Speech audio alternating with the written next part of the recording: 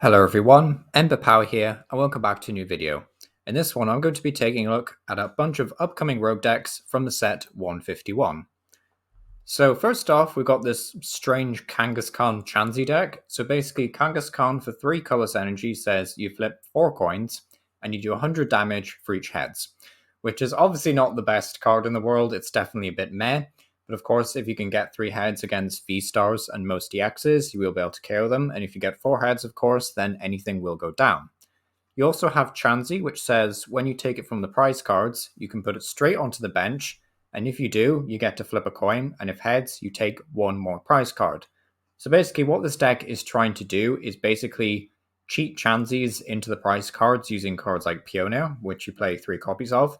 Then basically what you're going to do is hopefully get a bit lucky with Kangaskhan. Like this deck does rely on you getting a bit lucky, so hopefully we get something like Fliptini back in the future. That'd be really cool. But you want to try and get really lucky with some coin flips, flip a bunch of heads, take some prize cards, and then hopefully cheat some extra prize cards out of those KOs. The deck is also running 1 copy of Mew EX, which has the ability to restart, which is pretty decent, allowing you to draw up to 3 until you have 3 cards in your hand, sorry. Because this deck doesn't really have much of a draw engine outside of Radiant Greninja, I'm sure you could probably find room for a Barrel engine or maybe even a Mew engine though. Also, Mew EX does have the attack genome hack. For 3 colors, says choose one of your opponent's active Pokemon's attacks and use it as this attack. So in certain matchups, that can actually be really strong, like obviously against Giratina, you can just get a 1-hit KO for free. So honestly, a really strong card and definitely one to look out for. The deck also plays 1 copy of the new Ditto, which basically says when it's in the active spot on the very first turn of the game, so it is pretty niche in terms of uses. In the very first turn of the game, you can basically just discard Ditto and then search your deck for a different basic Pokemon and put it in its stead. So it's basically like another way of guaranteeing that you start with a Pokemon that you really want to, as opposed to, something like Chansey or even Mew EX, despite Mew EX, of course, having free retreat. The deck also plays 1 more new card, 2 new cards actually. 1 new card being 1 copy of Giovanni's Charisma.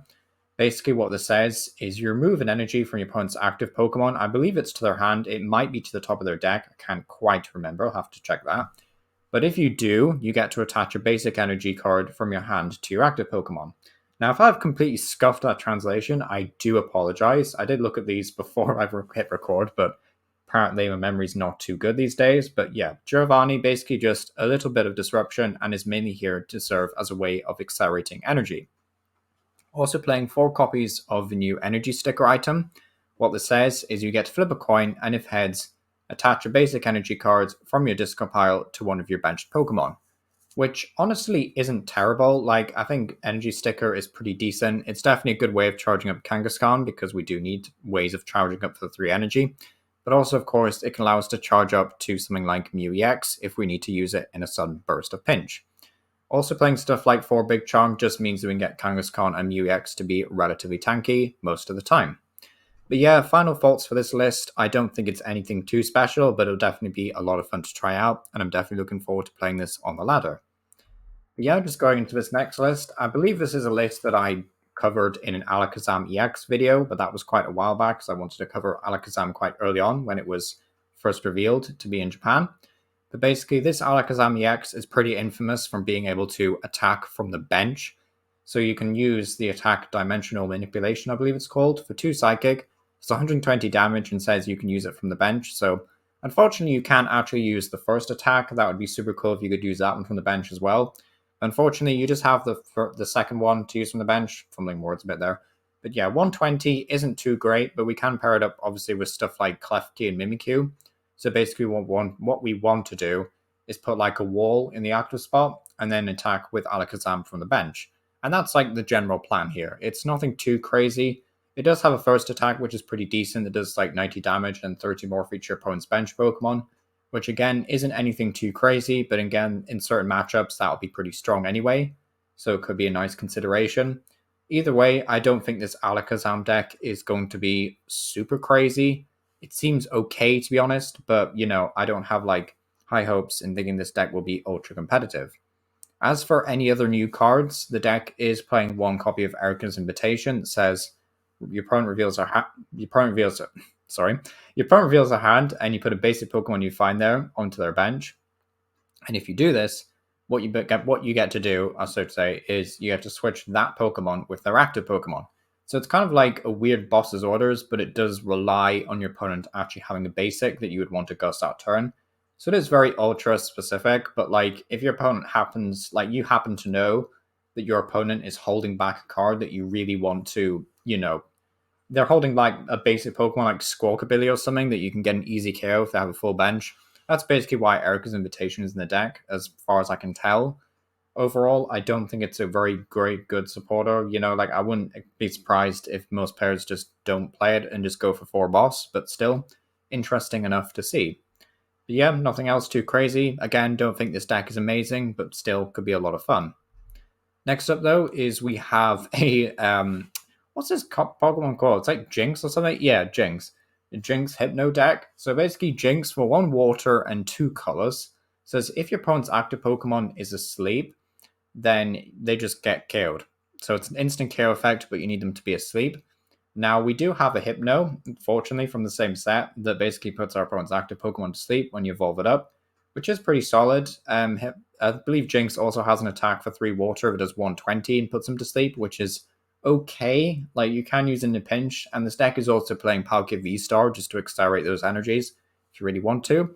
Because, of course, you will eventually run out of Hypnos and bench space and whatnot. Even if your opponent starts to boss KO them, you could like maybe get them back with Rod and try it again, but yeah, it sounds a bit awkward to be honest. So you can't rely on Hypno, I should say, throughout most of the game. You can at least rely on Palkia V-Star at least once to get the V-Star power off and to charge up for another Jynx. But yeah, overall, I don't think this deck is super great. It's obviously more on like the memeish side. Getting free KOs on anything, regardless of how tanky it is, while using a basic, is of course very, very strong. Star Requiem and Giratina is what makes it so appealing, especially against stuff like Charizard that's ultra tanky. But yeah, could be a very fun deck, to be honest. Like, I'm excited to try out Jynx personally. I don't think it will be a great deck, but, I think it could be a lot of fun. Next up, though, is we have a Venusaur deck. Venusaur has the ability that allows you to heal 60 damage from one of your Pokemon, as long as it's in the active spot, which is pretty decent, to be honest, because there is a new tool card, which is shown next to Red Candy there. This, like, big balloon tool card that basically says this Stage 2 Pokemon has free retreat, which basically crushes my hopes and dreams of seeing like a Floatstone reprinted sooner or later, but is a bit sad. But either way, Venusaur can bounce between multiple Venusaurs, which is pretty decent. Also has decent synergy with Gardenia's Vigor, because that will only accelerate energy to the bench, so you'll want to switch out anyway. The Venusaur also does 150 for 2 grass and a colors, and leaves your opponent's active Pokemon confused and poisoned. Confusion is obviously very annoying to deal with, just forces your opponent to switch out every time that you hit them with Confusion. There's obviously going to be turns where they get the escape rope or the switch, but there will be turns where they don't get it. And of course, you're hitting weakness against stuff like Charizard, funnily enough, so you can do like 300, then the poison takes to 310, so they do have to switch at that point, otherwise they risk KOing themselves with Confusion. So you are kind of relying on coin flips again for this deck, but it is kind of going for that tanky, not really stall archetype. This is more of an offensive deck, there's no potions or healing cards really. But what there is that kind of like, you're trying to 2-hit kill your opponent while being a very tanky Pokemon, while also healing loads of damage. So, honestly, I really like Venusaur here. Obviously got Hisuian Litigant V-Star, which is a really nice partner. I really like Hisuian Litigant with stuff like Meowscarada, so it's cool to see it coming back for this list as well. Definitely a decent attacker, but also there for the amazing V-Star power, which will of course help you get set up. But yeah, pretty cool list overall. And then lastly here, I'd like to take a look at a Tyranitar deck. I'm not going to spend too long on this one because, Tyranitar is pretty straightforward. It came out recently, Obsidian Flames. But I do really like this list because it is kind of showing that Tyranitar fans have at least some hope to hold on to, and that is through Dodrio. Dodrio says once to your turn, you may place a damage counter on it, and if you do, draw a card. So it's basically fulfilling the requirement of Tyranitar's second main attack, while also providing a draw engine, which is quite nice. And it also has a pretty decent attack for just 10 damage and 30 more for each damage counter on Dodrio, which is honestly pretty strong if you've used it multiple times. Then of course you need stuff like Manaphy anyway to protect your bench, so hopefully they won't get sniped. Will this push Tyranitar like any higher on the tier list? Maybe a little bit, to be honest. Like, this seems better than Gengar just because Gengar is very fragile. It can bring itself back, of course, but Gengar isn't a very viable attacker really at all. Whereas Dodrio can be a good attacker in the mid to late game. You're not hitting anything with weakness being colorless, which kind of sucks. But still, a decent attack, efficient ability. Could definitely see this being a lot of fun. But yeah, this has been Emma Power. Thank you for watching. I know that these decks aren't really on the very competitive side of the Pokemon TCG, but I do think it's fun to look at these lists. So yeah, let me know what you think down below. It's been Emma Power, and thank you for watching.